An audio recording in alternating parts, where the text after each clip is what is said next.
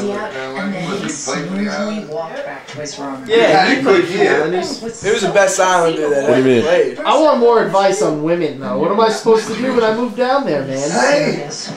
I would prefer you to get an armored car.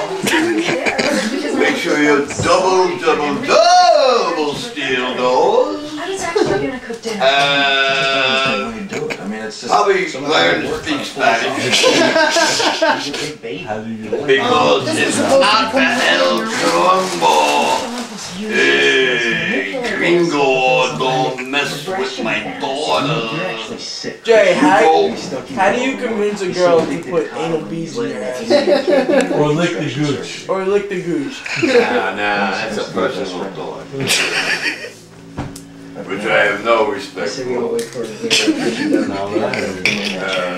not how I don't know what the fuck you're talking about. Jay, I'm pretty sure there's a story about you and some girl over in the Indonesia area. No. Yeah? No. Rosary beads. That was my godfather. Your grandfather, my father. Yeah. Blame the world out of, Jay Bird.